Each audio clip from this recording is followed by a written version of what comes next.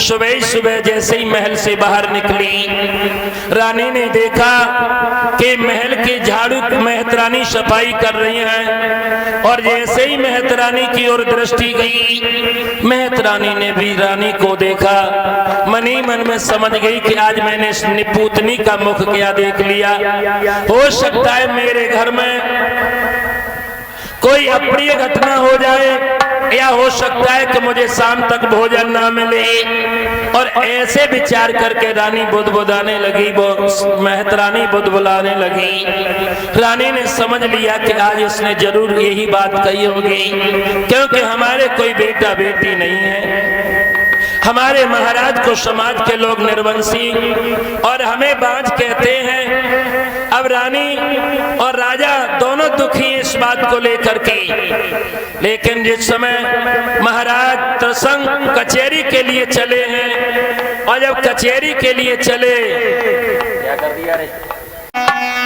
आरती का चौमुख दीपक सजा लिया है, और महाराज जिस समय त्रसंग कचहरी के लिए चले हैं, जैसे ही कचहरी के लिए चले तो रानी ने चौमुख के दीपक से आरती करनी चाहिए। वो में आंसू एकदम से अपने श्रीमन की कलाई पकड़ ली और हिलकी भर करके रनिया बोली है, श्रीमन आरे भरिया आँखें में नीर और बंधे नए धीर, रोई गई रानी।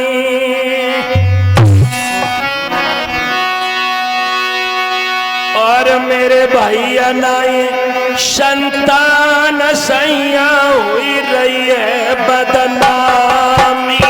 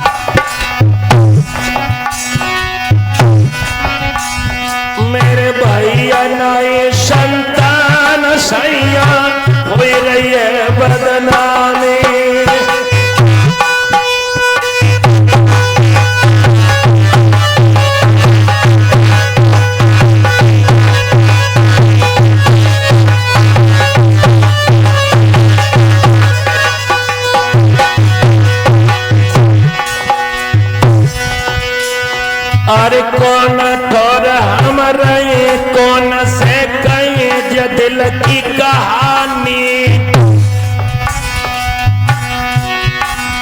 हाय इतनी कह के रोई गई रे दिन वो महारानी।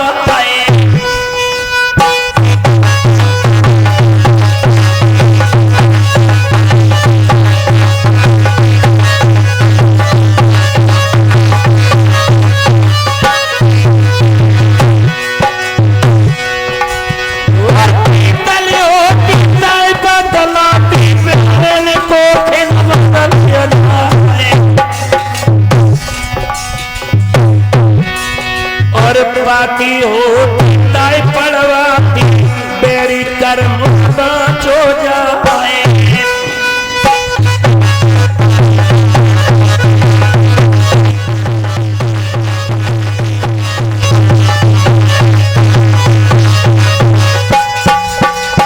हाथ जोड़कर रामचरितमानस में लिखते हैं कि जासुराज प्रिय प्रजा दुखारी और सोन पयवशी नरक अधिकारी।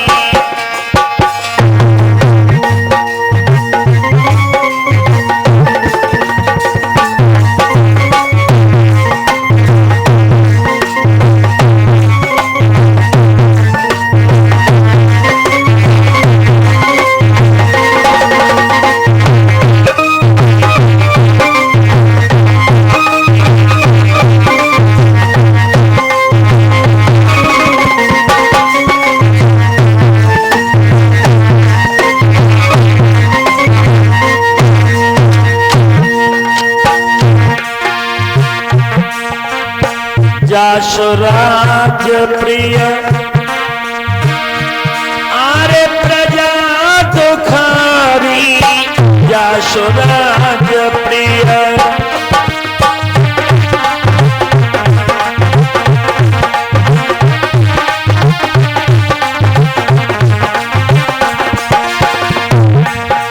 जासुराज प्रिय प्रजा दुखारी सोन पयवश नरक अधिकारी। कर्म दंड कंठ खजाना सड़य कलना कोई पुराना।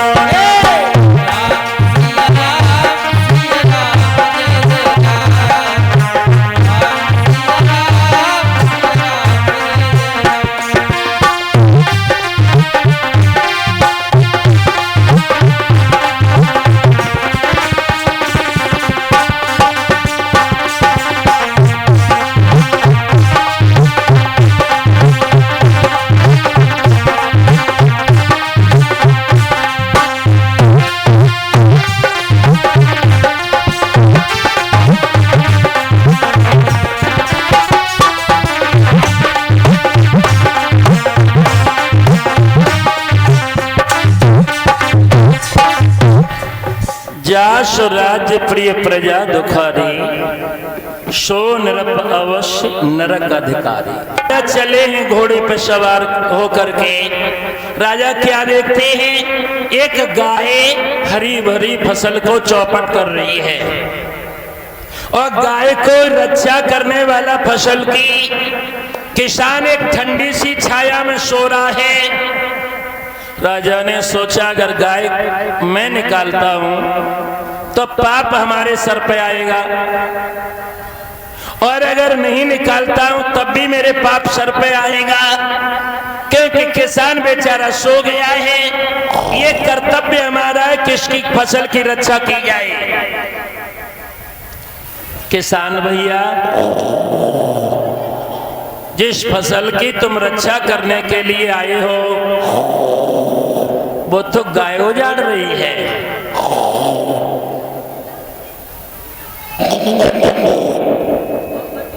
जाग जाओ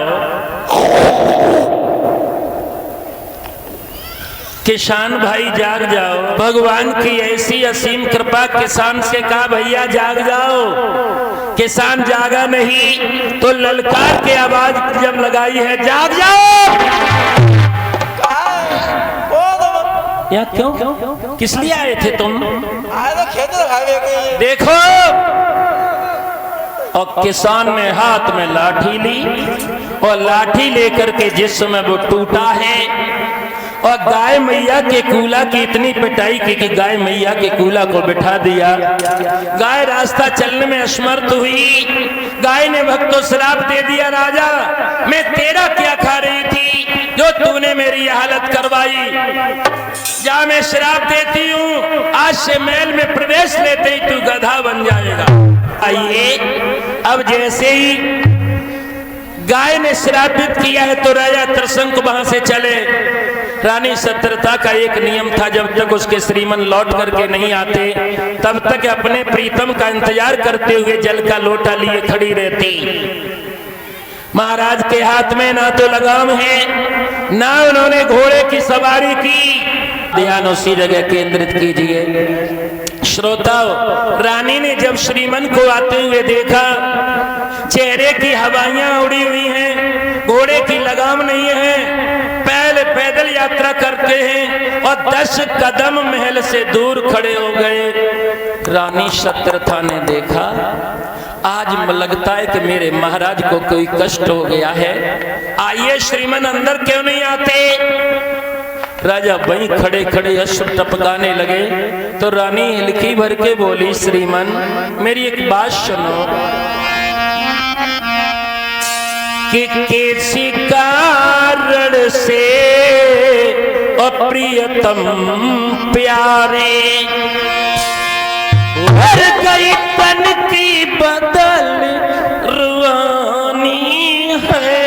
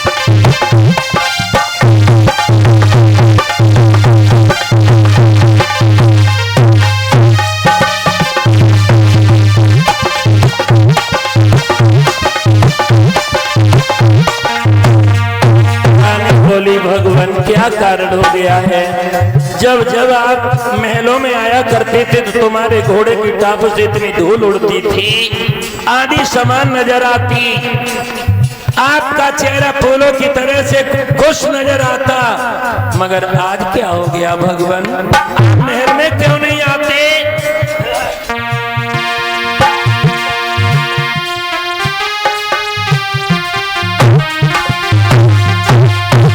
मनोज प्यारा भूखा संत याद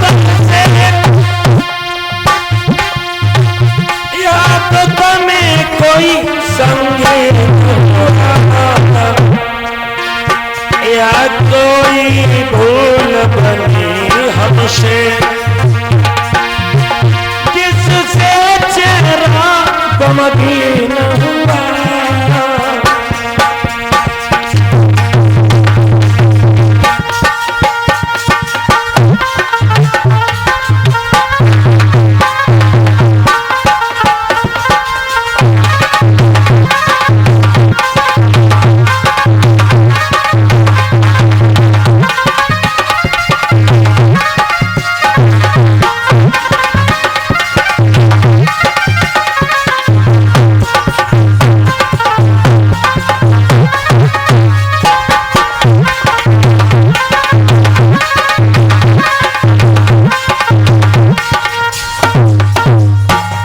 जैसे ही रानी शत्रथा ने अपने श्रीमन से इतनी बात कही, आंखों में अश्रु टपकाते हुए महाराज त्रिशंकु को कहने लगे, रानी आज के बाद मैं कभी महल में प्रवेश नहीं ले सकता हूँ, क्योंकि मुझे गाय ने श्रापित कर दिया है। रानी मैं यहाँ से गया था जंगल में, एक देखा कि हरी भरी फसल को गाय चौपट कर रही, मैंने तो उसे नहीं निकाला, लेकिन मैंने जो किसान था उससे उस गाय को निकलवाया। किसान ने उस गाय की इतनी पिटाई की कि गाय बेचारी बहुत दुखी हो गई। किसान से तो उस गाय ने कुछ नहीं कहा, मुझे श्राप दे दिया कि आज से राजा तू महल में जाते ही प्रवेश लेते ही गधा बन जाए। और जो रानी सत्यरथा ने इतनी बात सुनी तो जल का लोटा हाथ में लिए थी, वो लोटा हाथ से छूट गया और रानी सत्यरथा सोचने लगी मेरे बीच में कोई बेटा बेटी भी नहीं और महाराज का आज से महल में प्रवेश भी वर्जित हो गया है। अब क्या करें, अब श्राप और लग गया। अब रानी को देख करके भक्त तो राजा रो रहे हैं, राजा को देख करके रानी रो रही है। दोपहरी से शाम हो गई, शाम को भोजन हरकारा के माध्यम से आया, न राजा ने स्वीकार किया न रानी ने, टकटकी लगाए निहार रहे हैं। इतने रोए दोनों, इतने रोए कि आंखों से आंसू सूख गए। अब केवल मुंह फटे पक्षी की तरह से रह गए। रात बीत रही है, दुख का वर्णन कैसे हम आपके मध्य में करें, क्या गति हुई इस राजा रानी की।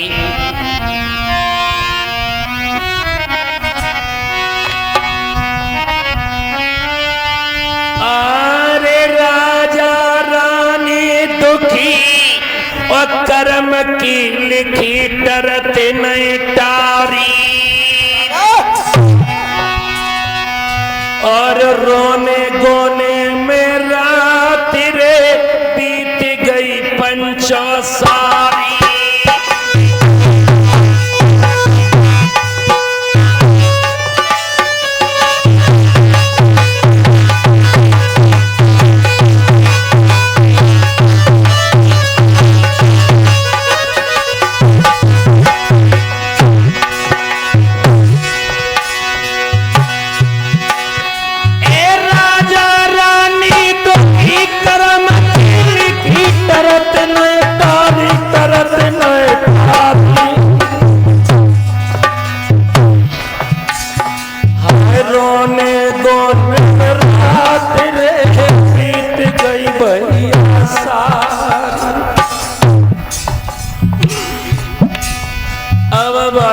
शाम से भोर मचो जब शोर जगते नर नारी।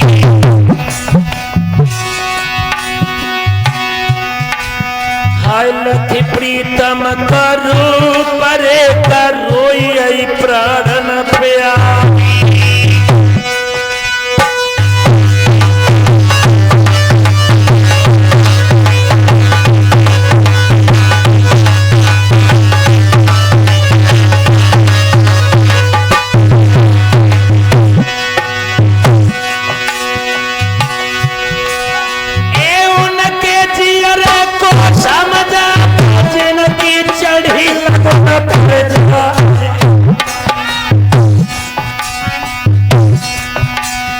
और उनके जियरे को समझावे, शेर पे पड़त नार मर जाए।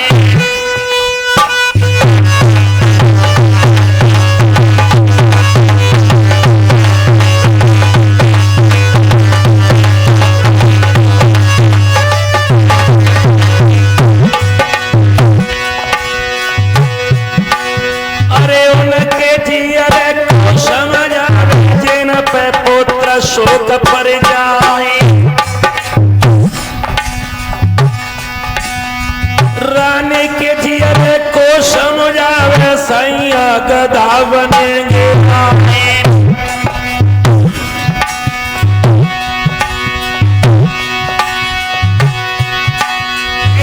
पति भाभी सब पे पर एक दिन सवे सफाई दो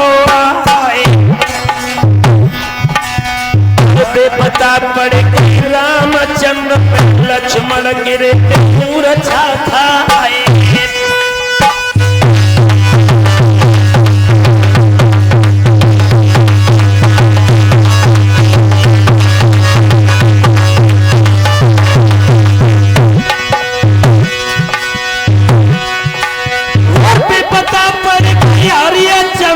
पानी भरो नीचे कर जाए,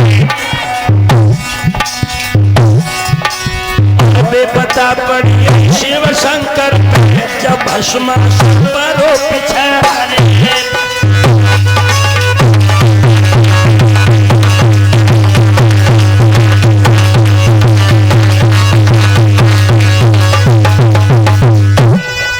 कथा कहाँ चल रही? रानी रो रही है, महाराज त्रिशंक रो रहे हैं।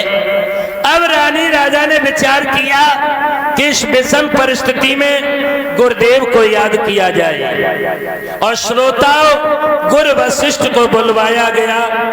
गुरु वशिष्ठ ने देखा कि राजा धूल में बैठे हुए हैं और रानी मुख्य दरवाजे पर उदास चेहरा किए हुए हैं। राजा त्रिशंक से जाके गुरुदेव ने पूछा, मना कर दिया, कुछ नहीं बोले। रानी के समीप आ गए तो रानी ने जैसे ही देखा सुंदर सा गुरुदेव को आसन दिया और आसन देने के बाद चरण पकड़ करके अपने श्री गुरु की और वो दुखियारी अपने दुख का वर्णन सुनाती हुई बोली है कि गुरुदेव गरीब गुलाम आज और अपनी किस्मत पर रोते हैं गुरु।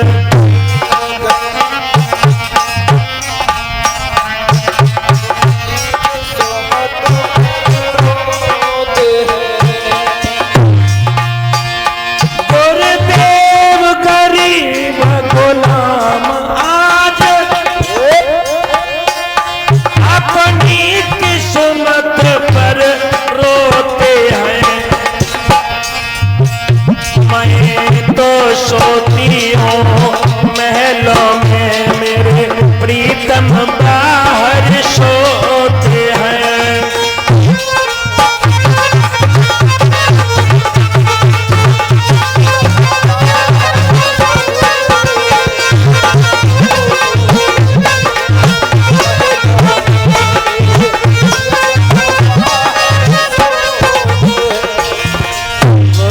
कहने लगी, गुरुदेव हमारे पति को गाय का शराब लग चुका है, महल में प्रवेश लेते ही मेरे पति गधा बन जाएंगे। अब मैं करूं तो करूं क्या महाराज? आपको इस विषम परिस्थिति में बुलवाया है तो कोई न कोई युक्ति जरूर बताइएगा। गुरुदेव उपाय बताओ ऐसा ये दुख का दरिया बह जाए, मेरे पिया पे जो कछु संकट है इनके ऊपर से हट जाए।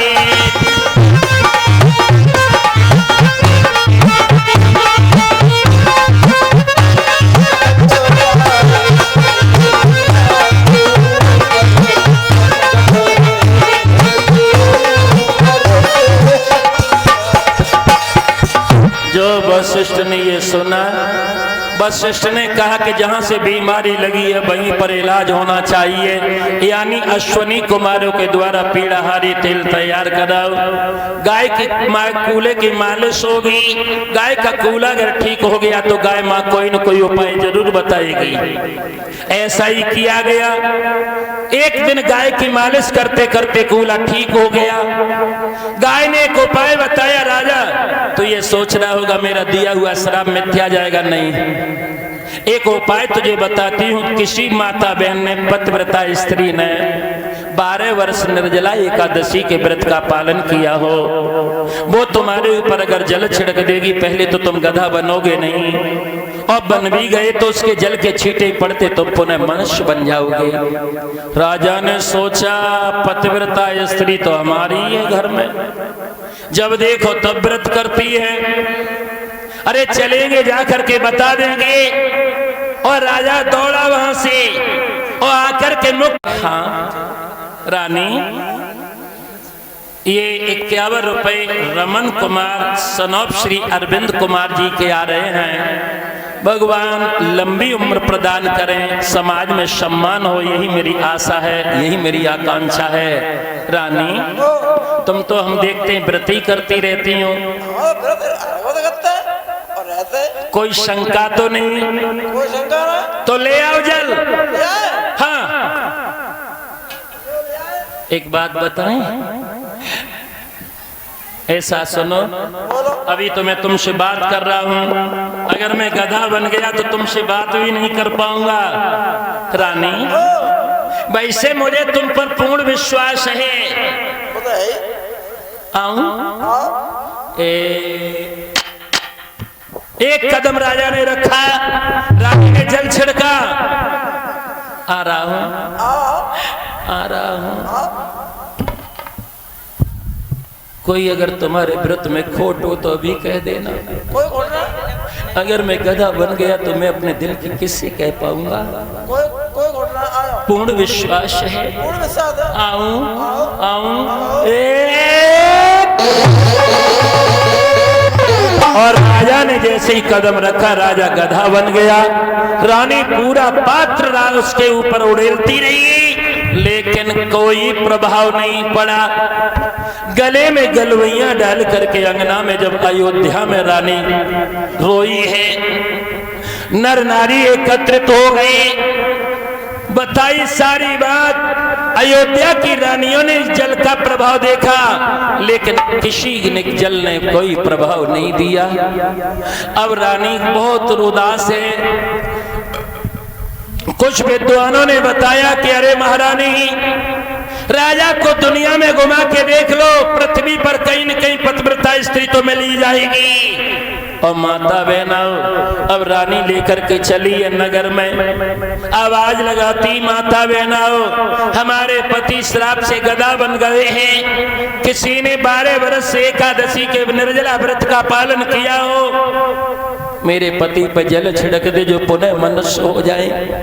अब जब दुखियारी को घोटन तक सूजन बढ़ाई और रो करके बोली, ताली बजा के बोलना, अरे लेकर पिया आज गर्दभ को और चल दीनी बोला, हे परमेश्वर लीला है या परंपार।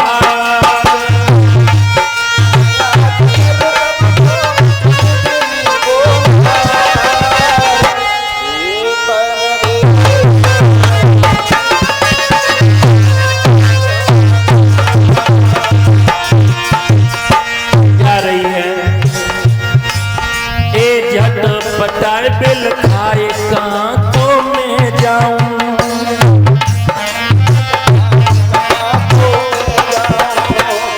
सोच रही है कौन से नगरिया में जहाँ बहन मिल जाएगी। अरे झटा पटाए बिल खाए कहाँ को मैं जाऊं, विरताय कनारे कहाँ पर मैं पाऊं, मेरे पिया के ऊपर देखो जल का ढार, हे परमेश्वर लीला है अपरंपार।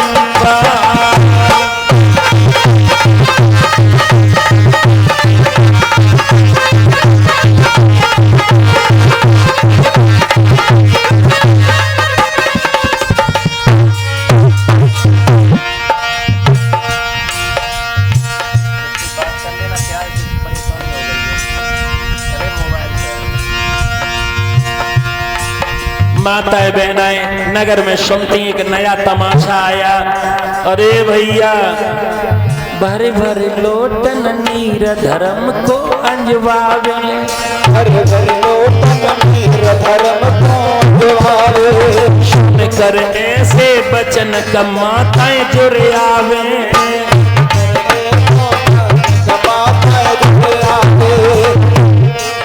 और डाले बाकर धब के ऊपर जावे सब बेकार। हे परमेश्वर लीला है अपरंपार।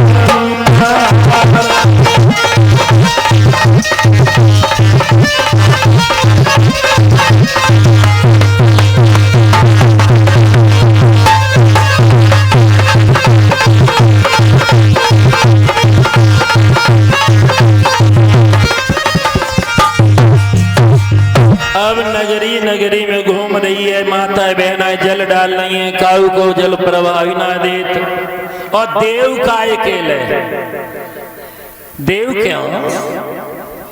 शायद 5 से बताओ धान में इतनी वो पड़े दवाई, इतनी तुम्हारे फिर आलू में पड़े, फिर पड़े मक्का में। अबे हम तुम खा रहे हो, जब हम उस दवाई को खाएंगे तो जहर नहीं उगलेंगे और क्या अमृत उगलेंगे। खान पान हमारा बिगड़ गया, खान पान से सब मामला गड़बड़ हो गया है। एक भजन हमने बनाया उसके ऊपर,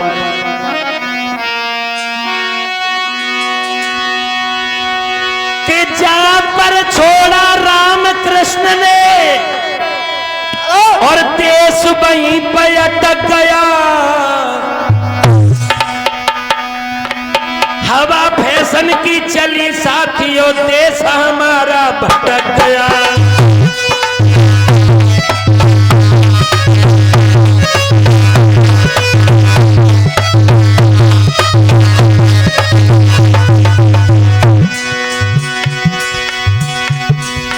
जहां पर छोड़ा राम कृष्ण ने देश वहीं पर अटक गया।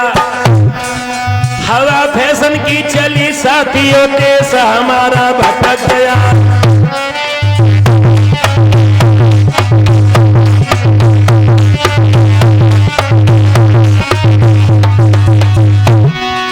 सबसे पहले पश्चिमी सभ्यता किस पे हावी हुई? हमारे कपड़ों पर। बाजारन में जाओ, कोई कपड़ा बच्चों का ढंग का नहीं मिल रहा है। क्यों? मर्यादा गई बदल, हमारी पहनावे पे भार हुआ। छोटे कपड़े महंगे, इतने सारा बदन उधार दिया।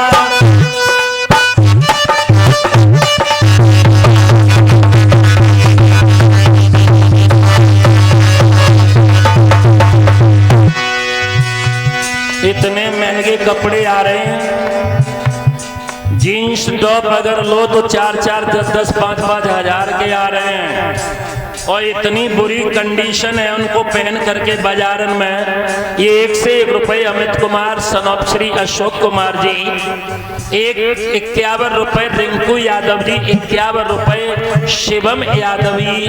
ये दोनों भाई मामा भांजे हैं, ये हमें पुरस्कारित कर रहे हैं। भगवान लंबी उम्र प्रदान करें। बहुत महंगे कपड़े आ रहे हैं भक्तों। हमारे अभी गांव हो, मैनपुरी शहर हो, शुकाहाबाद हो, इनमें बहुत अभी गनीमत है। कभी दिल्ली जाकर के देखो, जो लोग गए होंगे उनने कंडीशन देखी होगी। हम भी पिछली वर्ष गए तो देखते ही रह गए, क्या डिग्री कॉलेज है वहाँ के। वाह भाई वाह, जो मन आए सो पहने आओ। बाकी बिटियन को बड़ी गर्मी लगती है।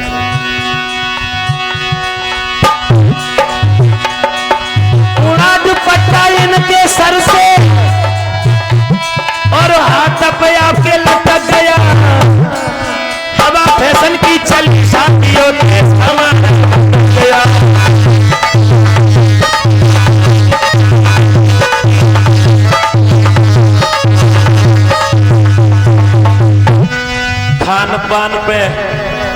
खान पान में इतनी बुरी बीमारी लगी कि गामन में कहूँ फौजी लोगन के यहाँ चाय बनती थी जब भी रिटायर हो के आते मन तो तब ही सुनी थी। आज देखो सबका के घर है चाय। ऐसा पांडाल में कौन है जिसके घर सुबह चाय नहीं बनती? हाथ खड़ा करना। चाय नहीं बनती। बस 97% के यहाँ चाय।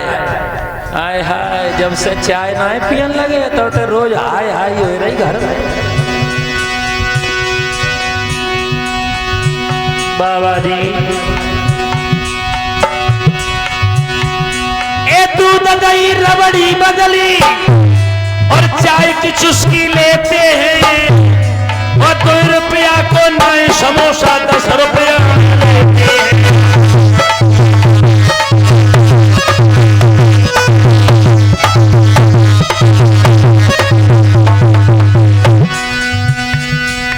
पहले के नाश्ता किया थे सत्तू मट्ठा और भी चीज थे। आजकल बच्चन को क्या मट्ठा पिए दूध पिए आनंद कंद भगवान की ध्यान उसी जगह में। जल्दी और जरनिया ने कहा करो कि मनसा बाचा कर्मणा और जो मेरो पत्ते में ध्यान।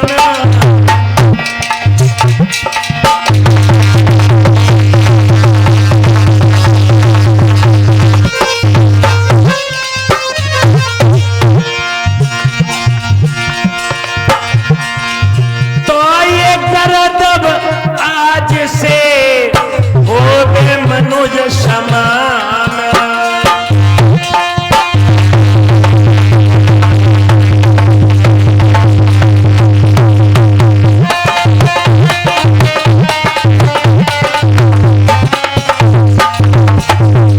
इतना कह के जल छिड़का और एकदम से कान फड़फड़ाते हुए राजा तरसंग को खड़े हो गए। चारों तरफ देखा है भैया, ये इतना बड़ा एहसान हमारे ऊपर किसने किया है? जिस किसी ने इतना बड़ा एहसान किया वो हमसे कुछ मांग ले। जा लग रहा है जी बेटी पीछे खड़ी है बजे। आपने? हाँ। आपकी रानी ने? हाँ भाई रानी में जा रहे। हाँ हमारा आवाज हेलो। मैं ऐतराज।